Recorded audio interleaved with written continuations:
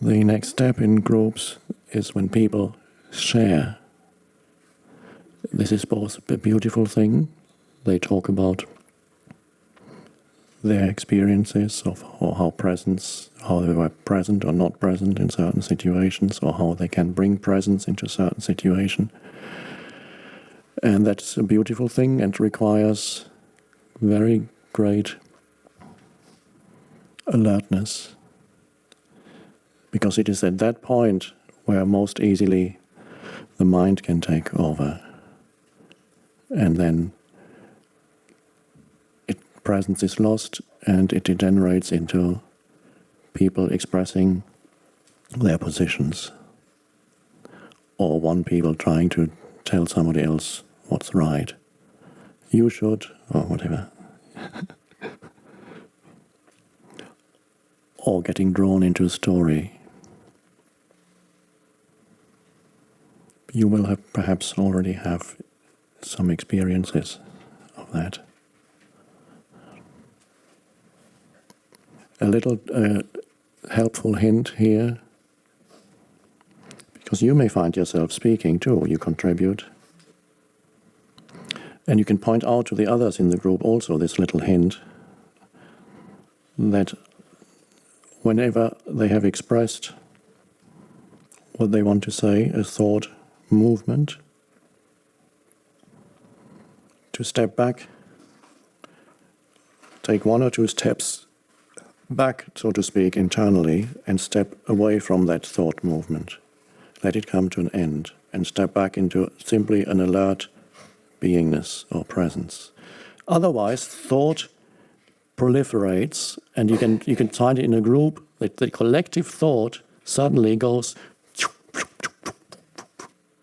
and all you have, the whole group is then being dragged along in thought streams, opinions and this and that. Sometimes you can see it in one person. It can happen. People who talk, and one thought leads to another, and another. No gap. So when you have expressed a thought, not to continue in the stream of thought, to step out. You've said what you have to say, and then you step out of the thought. Your attention relinquishes the thought back into presence. So you don't hang on to that incarnation for longer than necessary. And stepping out, always back into stillness, back into presence. After a thought stream is to notice the ending of thought streams is very important, so that they don't proliferate. That is mind. So, because when you start speaking, this is a great challenge. When you start speaking to another person, a group shares this or that, words come, mind comes. So to then not lose the field of presence requires you not to get drawn into a mind stream, so that you can always step back and out. And the ability of, you can point out to people also, they can do that also, so that they don't get dragged along by their mind stream. And the ability of people, while one person is speaking, the ability of all others present to listen in a completely open and receptive way.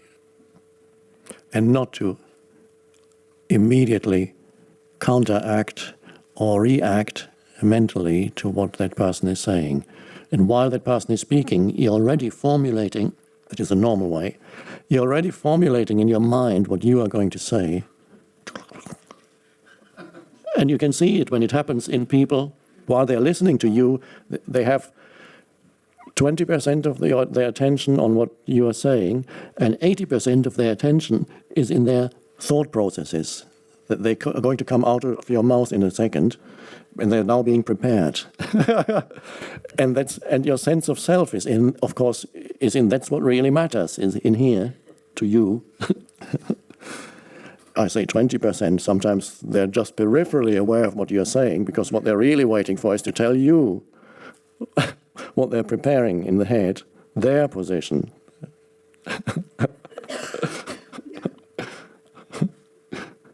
And of course, there's the famous words between partners.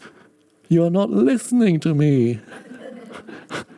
Why don't you listen?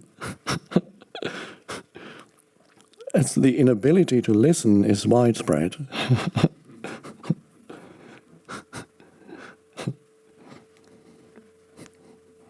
And you can notice it even here. Maybe, I don't know, maybe we'll talk again at lunchtime. Maybe we won't.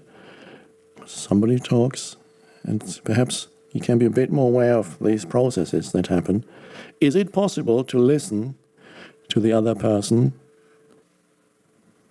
in spaciousness, with no answer being prepared in your head? But then, of course, the mind create itself feels less through that, because if no answer comes, I seem to be shrinking. I need to put forward my viewpoint, and that I am somebody. Through that, I am someone. I stand out. I have an opinion. I know better. I exist. Exist means to stand out. Out. You're coming out of yourself. And not to be in that state is, I'm disappearing.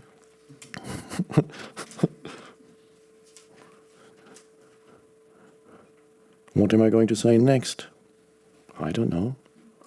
Maybe there's nothing to say.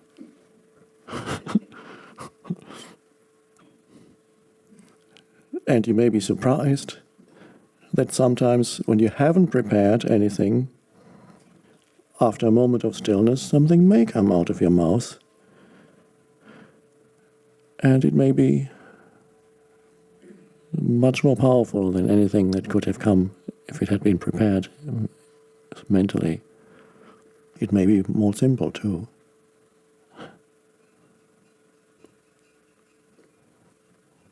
But you get challenged by minds, the human mind, the collective human mind, coming to you in the form of human beings, persons. And that is the challenge, whether it's in a teaching situation or in personal relationships. It's always the same challenge of the mind form pretending that it is absolutely important, that something in the mental realm is absolutely important. My viewpoint, my position, this, give me, and please believe that this matters. And so the spaciousness around it is lost. Well, it's not lost, but you don't know it's there. The spaciousness around thought. Once you know the spaciousness around thought, you can even play with thought. You can say, I'm a Democrat, I'm a Republican, or whatever it is in Canada. I can never get Canadian politics, I don't understand. It's complicated. But Democrats, Republican is simple. Oh, yes. Identification with that. You can have a preference. Maybe you thought that Al Gore would have been a better president than George Bush. You may be right, but you may be wrong. Who knows? As Byron Katie says, do you really know this to be true?